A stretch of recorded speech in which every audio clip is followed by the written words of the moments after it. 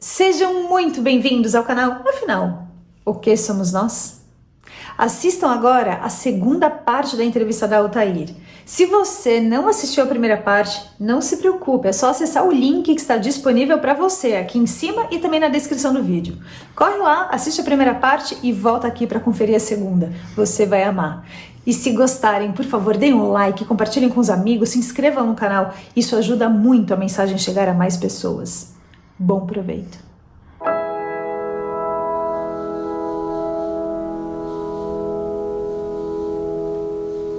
Próxima experiência, qual é? A próxima experiência foi em 2019. Eu estava com 62 anos de idade. Eu peguei uma cadeira de plástico e fui tirar um enfeite de louça que estava em cima da geladeira para limpar a geladeira. Daí eu fui tirar para limpar a geladeira. Estava em obra a minha casa, estava com muita poeira. E quando eu peguei esse enfeite de louça, eu olhei para descer da cadeira. Quando eu olhei para descer da cadeira, Carlos, o meu corpo girou violentamente. Ele deu um giro violento. Quando ele girou violentamente o meu corpo, não foi um giro leve, como o outro não. Foi rápido. Você se desequilibrou. Não senti que eu desequilibrei, não senti. Eu não senti eu tropeçar, cair, não. Eu segurando ainda o objeto de louça na geladeira, olhei para descer. Eu só olhei para descer. Eu não iniciei a descida, não.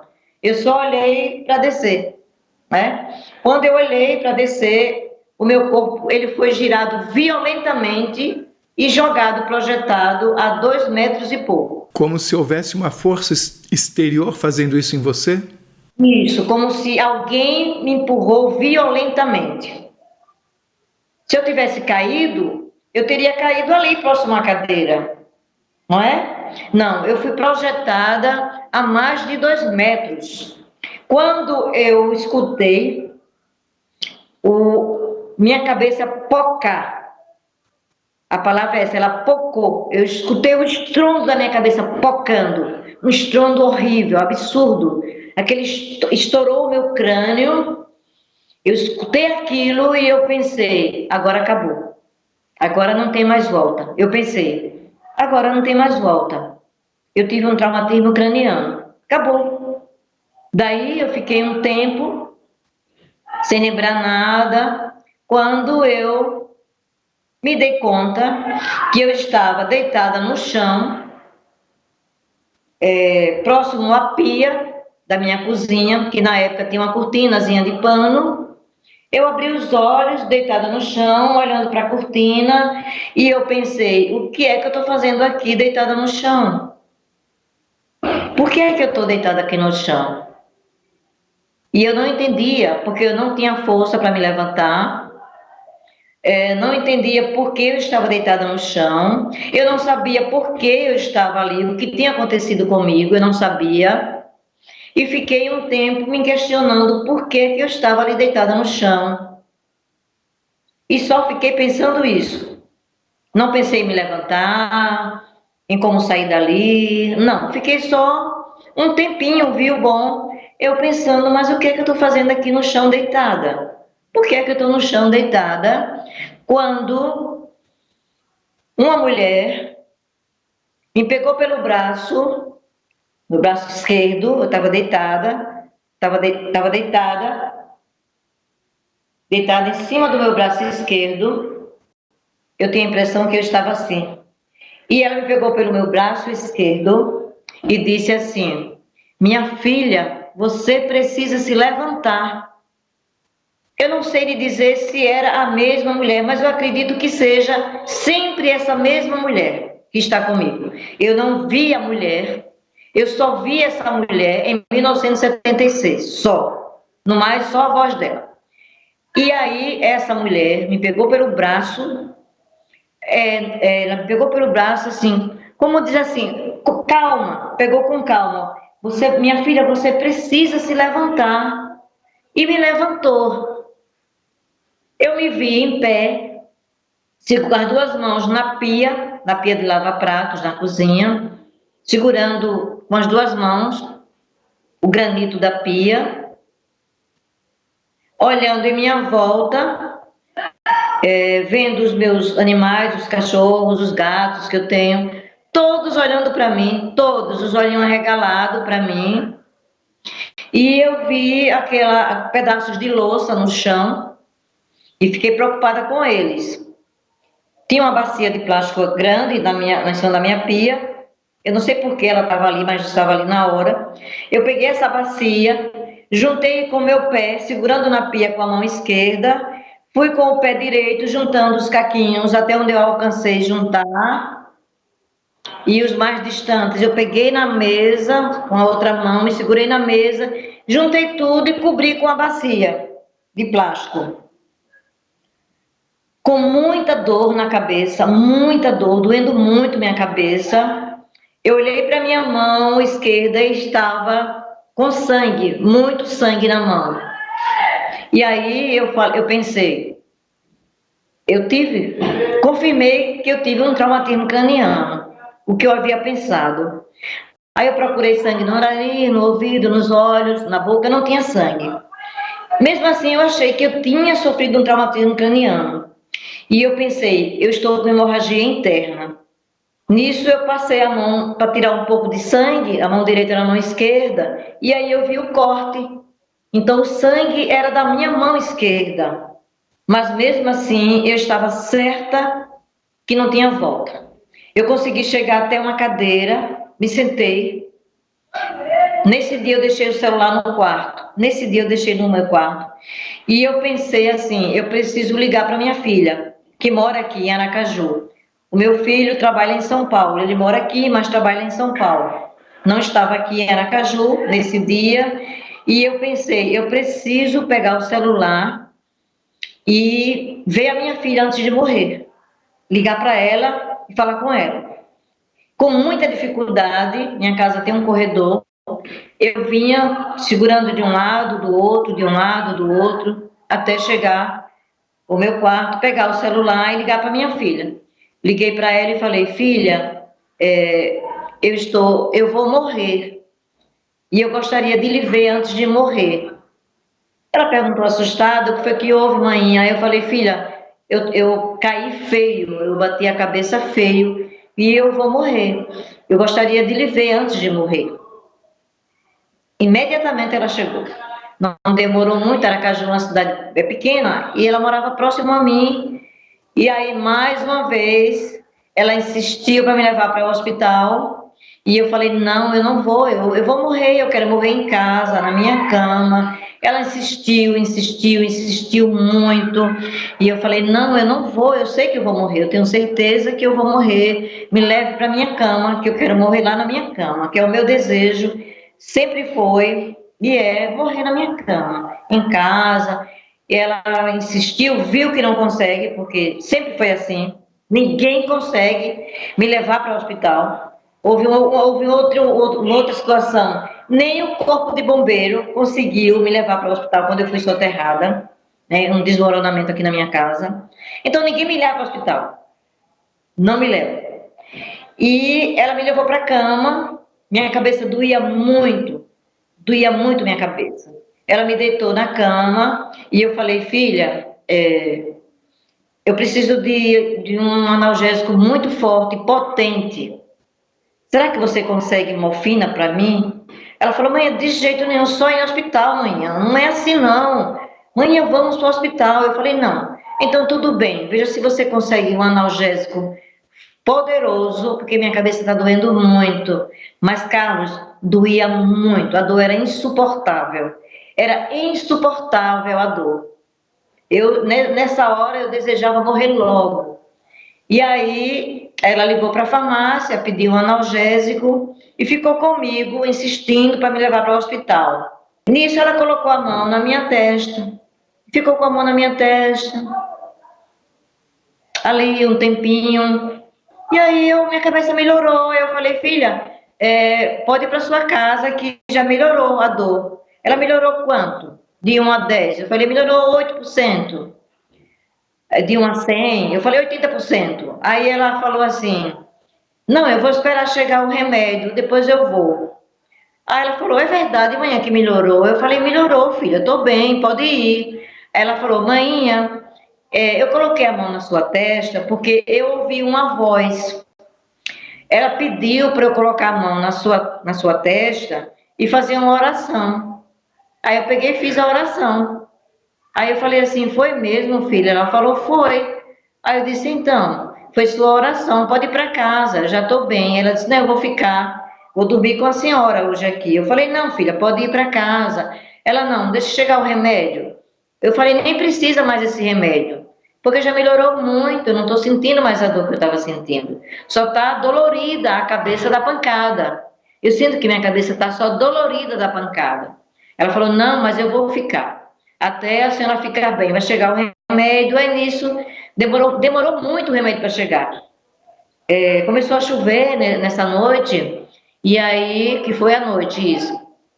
E aí quando chegou o remédio, eu falei, nem preciso tomar esse remédio. Ela falou, não, mas tome. Daí eu tomei o analgésico e ela ficou comigo mais por volta de 2 horas, 3 horas ainda comigo. Mas realmente ela disse que ouviu uma voz pedindo para colocar a mão na minha testa e fazer uma oração. Muito interessante. Vocês duas tiveram uma relação extrafísica, digamos assim. Eu pergunto a você, eu sempre busco comparar o que aconteceu numa experiência com outra. Uma mulher pegou você pelo braço e colocou em cima do meu fio. Uma mulher pegou você pelo braço e levantou você, te ajudou a levantar quando você caiu da cadeira.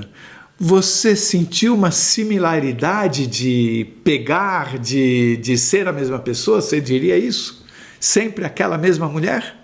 No aeroporto, na experiência que eu vivi no aeroporto, foi também uma mulher. Foi também uma mulher. Eu sabia que era uma mulher no aeroporto, não era um homem. Você acha que essa mulher pode ser a mesma, inclusive essa que falou chame por Jesus? Eu acredito que seja a mesma mulher o tempo todo.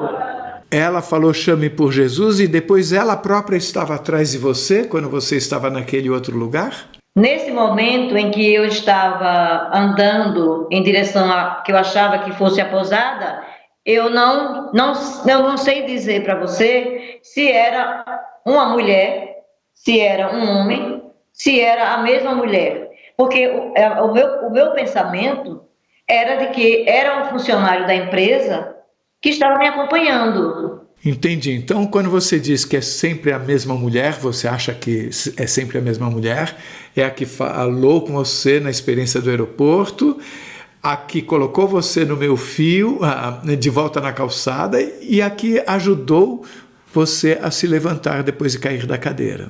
Sim, eu acredito que seja esse mesmo ser que é mulher, que me acompanha, que fala comigo. Tem outras situações em que ela fala comigo. Vamos para a próxima experiência? Essas experiências, essas 4 experiências foram a que eu digo que eu morri e voltei. Sim, mas você tem 4 experiências que eu gostaria que você compartilhasse, mesmo sem ter sido experiências de quase morte, foram em situações também que eu considero possivelmente bem místicas. Sim, então, eu acredito que tenha sido em 1989. Nessa época, a empresa que eu trabalhava, ela fez um projeto de preparar os funcionários que estavam se aproximando de se aposentar. E entrar num período que ia começar a se aposentar da empresa. Então, ela fez um programa para a gente, e nesse programa incluiu uma viagem com essas pessoas até Maceió. Nós ia ter um evento lá, onde a gente ia se reunir, ia ter toda uma preparação para esses funcionários que ia começar a se aposentar. E pediram que nós levássemos uma camisa lisa, ou verde, ou azul, ou vermelha, ou amarela. Nessa época, eu vestia muito preto, só vestia praticamente preto. Meu guarda-roupa, 80%, quando abria assim, era roupa preta ou com fundo preto. Então eu peguei uma camisa, meu ex-marido também era funcionário dessa empresa, da mesma empresa. E eu peguei uma camisa dele, então, verde. Ele vestia G, eu vestia P, mas era o jeito de levar, não tinha outra opção. Daí eu peguei uma camisa dele, verde, que é uma cor que eu gostava e ainda gosto, e levei essa camisa verde dele. Ficar grandona, tudo, mas tudo bem. Levei a camisa. Quando nós estávamos no ônibus, indo para Maceió, uma colega muito próxima a mim, eu estava no fundo do ônibus, ela chegou com 2 camisas azuis, de malha. Aí falou assim, pegue uma para você, estavam distribuindo lá na frente do ônibus. Eu falei, não tem verde não, porque eu não gostava nem de vermelho, nem de azul. Eu gostava de verde, gostava de amarelo, menos vermelho e azul. Então eram as cores que eu não gostava, de vermelho e azul. Vermelho eu não gosto ainda. Mas o azul não tinha jeito de vestir azul. E aí ela falou assim, deixa eu ver se eu pego outra. Aí foi e voltou, disse, não tem não. Só tem azul, fique com essa camisa azul, porque se for juntar as camisas pelas cores, a gente fica junta. Eu falei, então tá bom, tá certo, olha, vou fazer esse sacrifício para a senhora. E daí eu peguei a camisa azul, só por um sacrifício mesmo para poder ficar com ela. E aí fomos. Quando chegou no hotel, havia uma área enorme, coberta, não sei se era de palha, mas era um salão enorme, só coberto, ele era aberto. E nós nos dirigimos até lá, todo o grupo. Chegando lá, a assistente social que estava conduzindo esse trabalho, ela pediu que ficássemos separados de acordo com as camisas, as cores que a gente tinha recebido. E ficou separado, ali vermelho, verde, amarelo e azul. E ela falou então o seguinte, esses grupos e essas cores representam os 4 elementos do planeta Terra. Cada cor representa um elemento.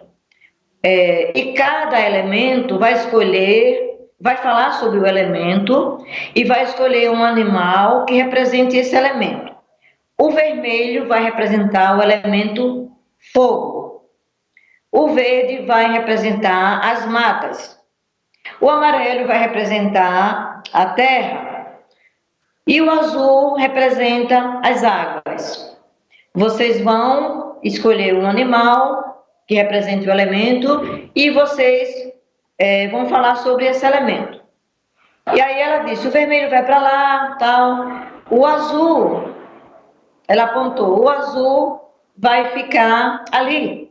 Tinha uma coberturazinha de palha e eu avistei um chafarizinho. Ela disse, o azul, que vai falar sobre o elemento água, vai ficar ali.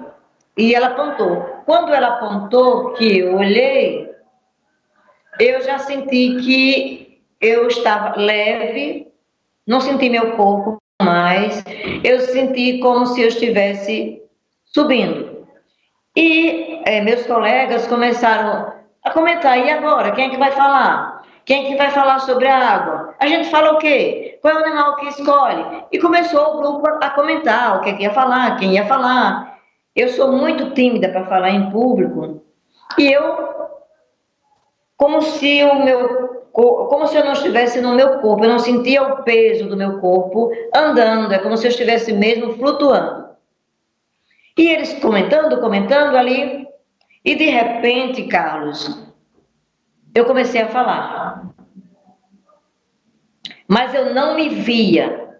Eu só lembro que eu comecei a falar, mas eu não via o meu corpo, eu não me via falando. Eu comecei a falar sobre o elemento água, que a Terra, ela é considerada o planeta azul, porque 80% dela é água, assim como o nosso corpo, 80% é água também. A água não tem cor, mas quando nós queremos representar a água, nós usamos a cor azul para representar esse elemento água. A maioria das religiões tem a água como tem uma importância muito grande para a maioria das religiões. O elemento água para essas religiões representa a purificação através do batismo. A água representa um elemento que purifica, que limpa, que deixa limpo. É um elemento que as pessoas, quando têm sede, buscam um local onde haja água para sobreviver. É um dos elementos importantes para a sobrevivência no planeta Terra. E a Terra é considerada o planeta azul. As pessoas desse planeta, elas deveriam usar a cor azul, vestir-se de azul. O azul é uma cor que representa o amor horizontal, o amor entre as pessoas. O azul estimula a fraternidade, estimula a compreensão, estimula o entendimento entre as pessoas. O rosa, a cor rosa, representa o amor vertical, o amor entre a criatura e o Criador. Mas para alcançarmos esse amor, nós precisamos nos prepararmos. E o azul nos acalma, nos ajuda a compreendermos uns aos outros e desenvolver a fraternidade. O animal que deve ser escolhido deve ser o golfo, ou o golfinho, como é conhecido, porque esse animal, a inteligência dele é extraordinária e se aproxima muito da inteligência do homem na Terra. Sabe-se pouco sobre a inteligência desses animais, do golfo ou golfinhos, como são chamados. Então, deve fazer um círculo. Vocês fazem um círculo, eu fico no meio desse círculo e vocês, vamos nos abaixar todos, e quando vocês levantarem, eu em seguida, eu vou surgir, vocês levantam como se fosse uma onda, e aí eu me levanto e eu sou o golfinho e vou falar a respeito do elemento água.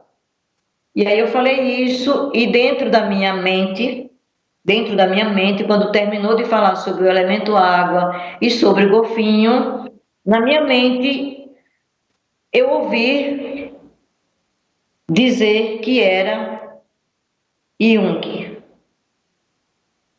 Eu tinha ouvido falar desse nome, assim, mas nunca me interessei por esse nome. Daí falou que era Jung, e eu novamente me vi pisando no chão, onde eu estava, meus colegas em volta, todos assim animados, né, com o que eu tinha acabado de falar. Ah, você vai falar, nossa, você vai falar, você vai falar. Eu falei, eu falo, eu vou falar. E nesse momento que eu falei assim, eu vou falar, por 1 milésimo de segundo, eu pensei assim, meu Deus, eu nunca imaginei que eu soubesse dessas coisas. E se eu esquecer na hora de falar? Aí a voz dentro da minha mente falou assim, não se preocupe, você vai falar. Aí eu fiquei tranquila, num estado de paz muito grande, enquanto todos conversavam sobre outros assuntos, tal. Ninguém falava mais em água, nem em nada, ficaram todo mundo tranquilo, né? Altair vai falar, ficaram despreocupados. Tá bem, mas eu não falava nada. Eu não interagia com ninguém ali. O grupo conversava e eu caladinha ali. Quando chamaram todos os grupos, venham para cá. E aí nós fomos até lá. Eu o tempo todo calada, não falava nada. E o grupo tagarelando, conversando. Então, formou um círculo bem grande, né? Os grupos pertinho um do outro, assim, a gente ficou o elemento água, todo mundo aqui pertinho, um do outro. E formou um círculo enorme naquele salão, e ela chamou o primeiro grupo, não me lembro na ordem se foi o verde, se foi o amarelo, se foi o vermelho. Ela chamou o primeiro grupo e falou que, por último, seria o elemento água. O elemento água vai ficar por último.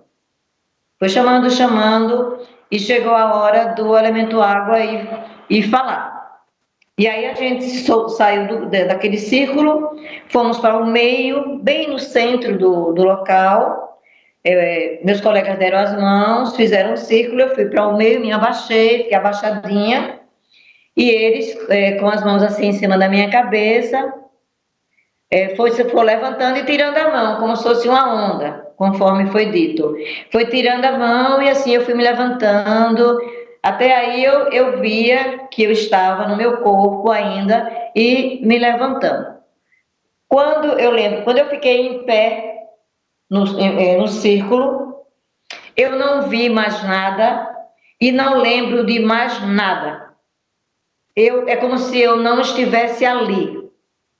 Quando eu me dei conta, olhei em minha volta, bem calma, e todos os meus colegas estavam chorando e falando que viu. Eu vi o sol, eu vi uma luz. Eu escutava eles falando e eu sem entender direito o que era que tinha acontecido. Eu não entendia o que tinha acontecido. Aí um falou assim: meu Deus, que coisa linda, eu vi o sol, é como se o sol tivesse descido aqui no meio da gente. Aí eu ouvi outra colega falar assim: não, eu vi como se fosse Iemanjá saindo de dentro das águas, com as mãos abertas, uma luz imensa, e Iemanjá vindo na nossa direção. Aí eu vi que outra pessoa falou assim: eu vi Nossa Senhora, eu vi Nossa Senhora naquela luz enorme com as mãos abertas. E todo mundo contava o que viu. Eu não vi nada, eu só vi uma luz. E depois eu não vi mais nada, eu só vi a luz, só a luz.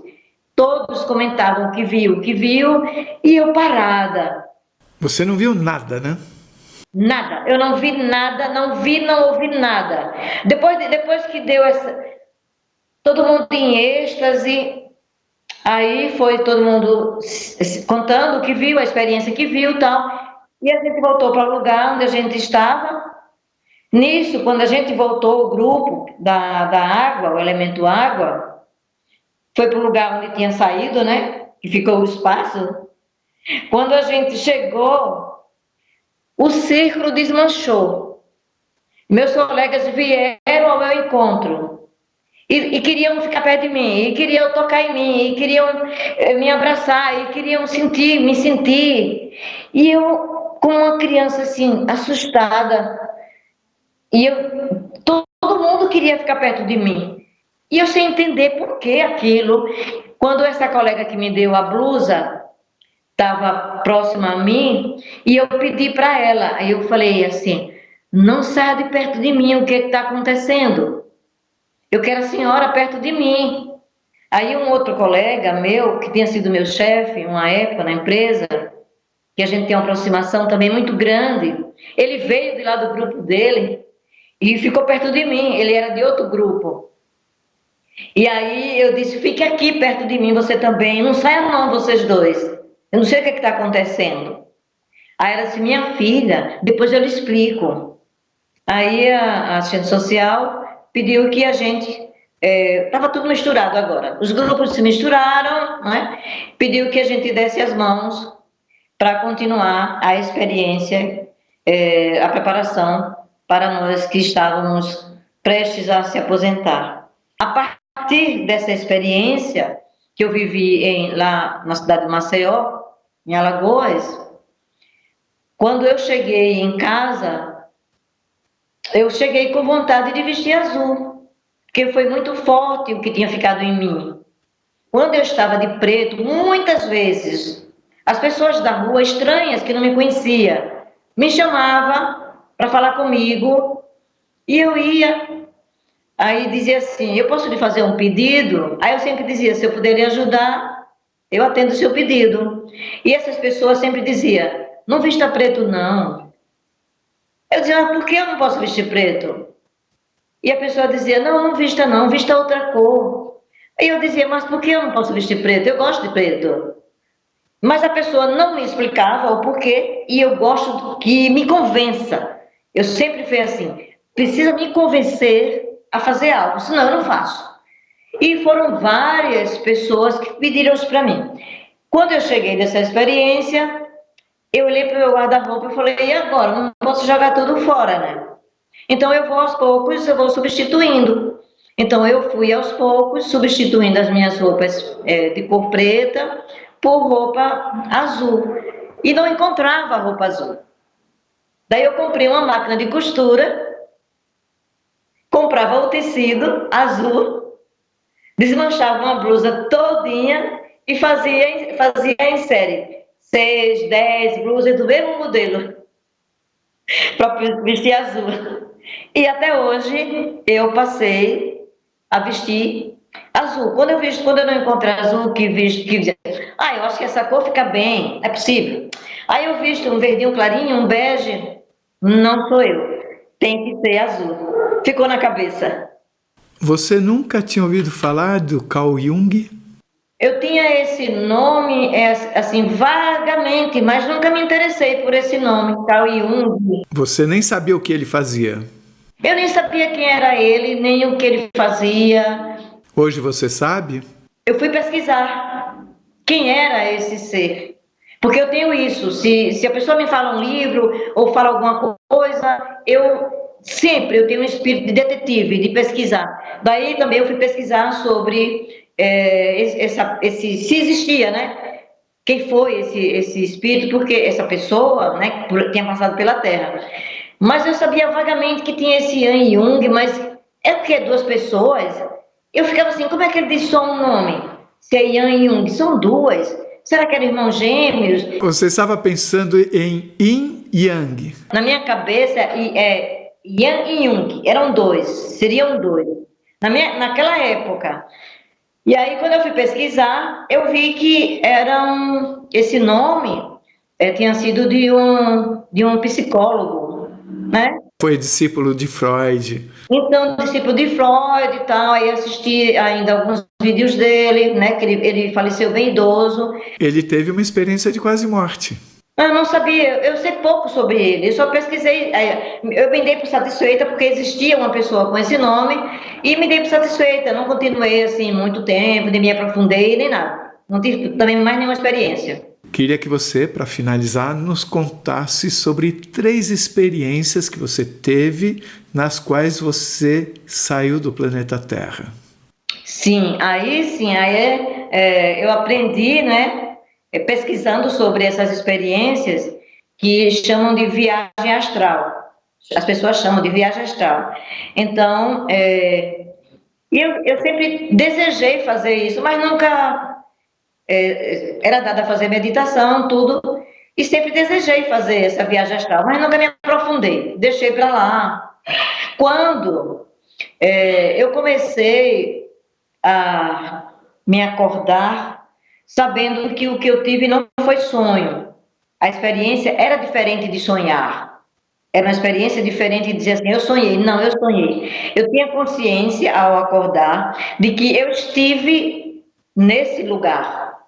Então, eu vou lhe falar de uma experiência. A primeira experiência. Eu tive uma experiência, a primeira foi que eu me vi com um ser subindo, muito longe, uma viagem muito longa.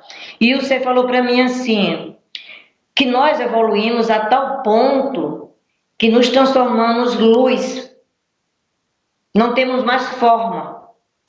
Não precisamos mais de uma matéria, uma vivência na matéria, e nos tornamos luz.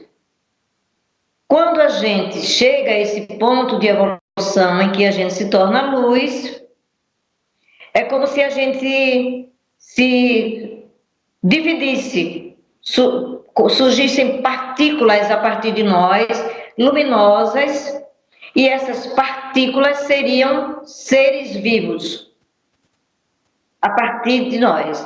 E ele falou assim, esse ser para mim, para que você entenda, da mesma forma como vocês se reproduzem materialmente, a matéria precisa de uma outra matéria para reproduzir uma outra matéria, um outro corpo. E me perguntou, não é assim? Eu falei, sim, é assim. A gente se reproduz materialmente. E aí você falou para mim, então, chega um momento em que a reprodução é espiritual. Quando alcançamos esse patamar em que nos tornamos luz, nós nos reproduzimos automaticamente. Sem precisar de um segundo espírito. E isso, cada ser, quando torna-se luz, a partir daí, ele já se multiplica ininterruptamente. Como uma fonte de energia, que gera energia para vários pontos, uma cascata, uma queda d'água, que gera fontes de luz e energia para vários pontos. Então, ele perguntou se eu estava entendendo. Aí eu falei para ele, mas eu acho que eu estou entendendo, mas minha cabeça começou a ficar tão confusa que eu falei assim, eu acho que eu estou entendendo, mas eu gostaria de voltar. Eu não quis ir adiante, porque eu sabia que ele ia me levar mais adiante no entendimento. Mas onde vocês estavam? Nós estávamos no cosmos, não avistávamos nada, só como se fosse um lugar que era luz. Nós estávamos em um lugar que era luz, para você entender, como se fosse o quê? Só areia de uma praia e só o sol. Não tinha água, não tinha planta, não tinha nada. Nós estávamos em um lugar assim, onde era só luz. Não tinha início, não tinha meio, não tinha começo, não tinha fim, não tinha nada. Eu sentia que eu estava ali. E ele que estava falando com você, era essa luz ou era outra luz? Quem falava comigo era um ser de luz, que tinha esse entendimento. E você o enxergava como luz? Eu enxergava ele como luz. Essa luz tinha uma espécie de silhueta ou era um ponto de luz? Só luz. Ele era só luz. Só luz. É como se tivesse um raio de luz. Eu ao lado desse raio de luz, mas eu também não tinha formato humano. Eu não era humana. Eu era como se fosse uma luz criança, como um adulto e uma criança acompanhando o adulto. Então eu era uma luz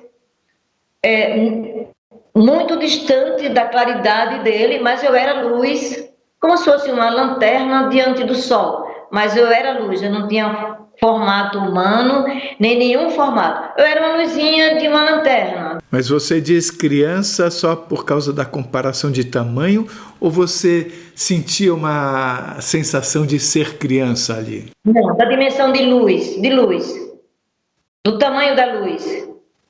Eu me sentia que eu era uma luz pequena, como se fosse uma chama de uma vela, de um fósforo, sabe, assim, do lado daquela luz maior, imensa, e ele já tinha esse entendimento. Ele já tinha esse entendimento e me levou para que eu tivesse esse entendimento.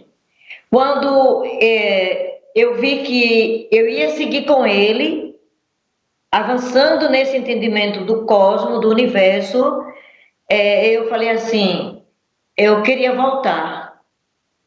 Eu não quis avançar. Eu achei demais aquele entendimento para minha cabeça, eu estava entendendo a maneira como ele explicou, que a gente se reproduz na matéria, mas eu falei assim, eu quero voltar.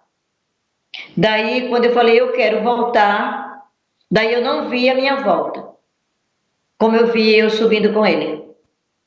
Eu não vi ele me trazendo de volta, nem nada. Eu não sei a minha volta como foi. Se eu voltei logo, se eu fui para um outro lugar com ele, não sei dizer. Não tenho essa lembrança. Simplesmente acordou depois. Acordei no outro dia com esse entendimento, com a experiência viva dentro de mim, na minha memória, com esse entendimento, né? E que até hoje eu tenho esse entendimento, e aí eu continuei tendo essas informações dentro da minha cabeça. Essas informações elas não deixaram de ser alimentadas na minha mente, Carlos. No dia a dia você continuou recebendo novas informações? No dia a dia eu continuei recebendo essas mesmas informações, como se esse ser deseja que isso fique bem claro para mim, ao ponto que eu possa transmitir para as pessoas com segurança essa informação que eu recebi.